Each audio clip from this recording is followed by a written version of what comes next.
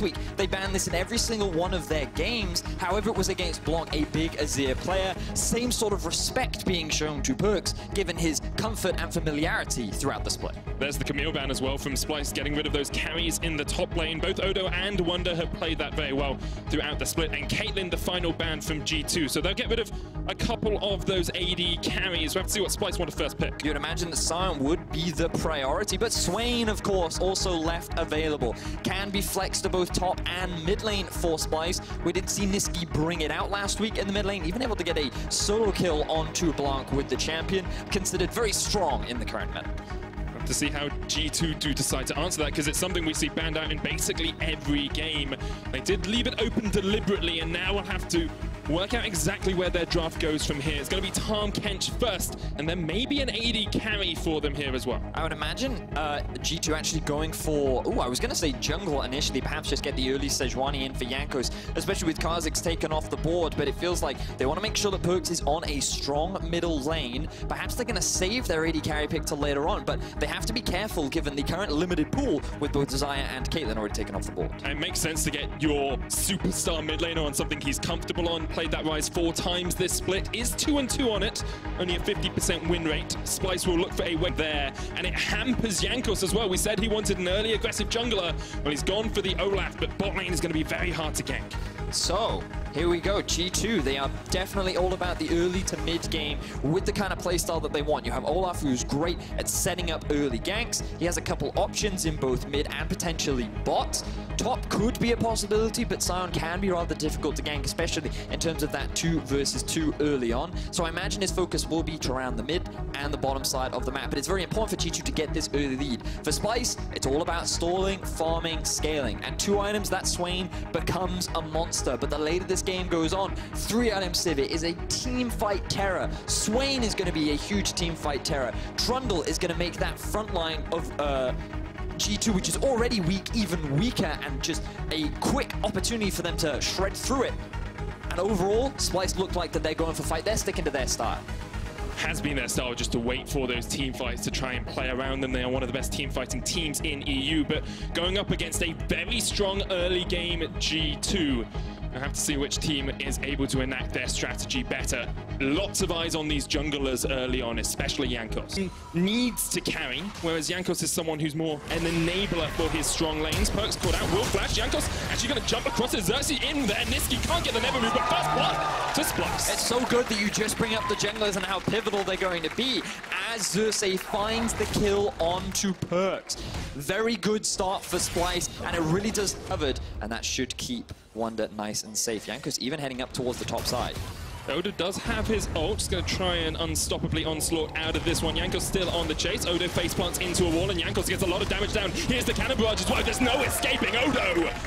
And Jankos kills his former brother. And Odo, he used the flash to try and get the kill onto Wonder in the... He puts the spell shield down, flashes away from the deadly flourish, and now Splyce going to try and turn this one around. Teleport's coming in. Oh! The knockback, Perks knocked out of his own ultimate. Odo 1 joins the fight.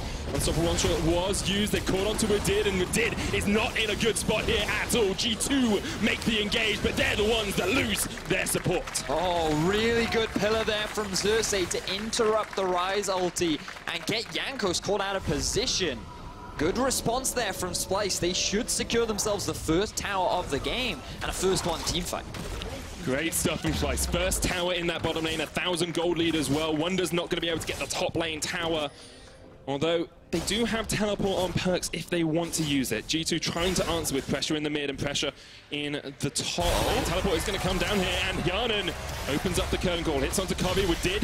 Behind Kasing, the cleanse away, but Kobe's going to walk straight into Jankos, and that Olaf is in a very nice spot. Kobe's going to fall. Jankos secures the kill, and we see Kasing fall in the bottom lane. Oh, big mistake there from Splyce. They overstay in the double teleport available from G2 from their mid and support top lane. It's still has it, enables them to get the turnaround, get themselves 2 kills, and G2 answer back effectively. So this is where things all start. The big issue here is that Olaf ends up getting spotted by Xerxes because he's clearing out his red buff. Splyce already feels something is amiss. They try to disengage, which means they're immediately able to go for the turnaround. Good pillar there coming out from Xerxes, allows them to catch Wadid out of position as he tries to save his jungler, and while Jankos works away with his life, Wadid is not so lucky.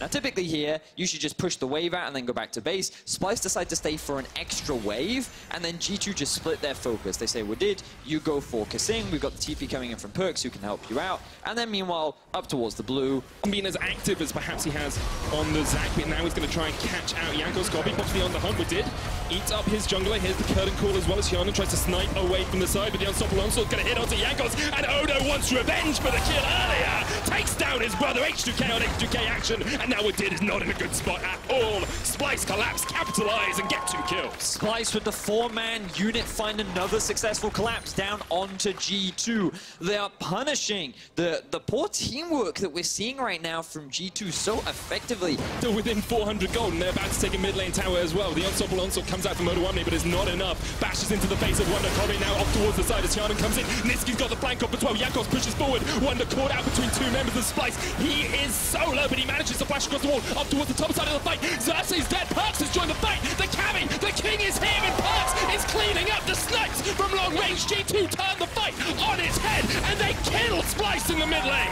G2 find a successful fight. They get themselves 3 for 0, and now Medic, they have their eyes on the Baron. Said they weren't out of it, Vedius. They come right back into it with a great fight in the mid lane. Their team fighting was on point. They're going to get the Baron. They're going to push in. They're going to have a 3,000 gold lead. And G2 are looking strong in game 1. G2 picked a perfect time to go for a fight because so many ultis were unavailable for Splyce. You can see some are still on cooldown. Some are available because Splyce couldn't use them. You've got to be primed and ready if you're Splyce, if you want to. Next, and Jankos pushes forward here to get vision control. Xerxes and Niski. There's the Abyssal Voyage, there's the rotation we talked about from G2. Niski underneath the tower, but Xerxes is caught out, somehow survives, eventually goes down to Hyana, and now G2 are just running down Niski. Not many places for Niski to go. The Realm War comes out as well. That Splyce turns to be the factor, the X factor that can take his team to victory. He's on the Sivir, he has 3 items, and he's still in a prime position to turn this game around. They're coming in from the side, they actually caught out Jankos, eaten up by Wadid, the knockback on him as well. G2 lose 1, and now they need to run away because Niski's a demon form. Perks flashes from the never move. Splyce get the kill they want. And look, Baron is about to spawn. Splyce are the ones that's got it. Catch out on towards Jankos. He's going for the finals as well, but at the moment all he's doing is getting caught out. Odo jumps in.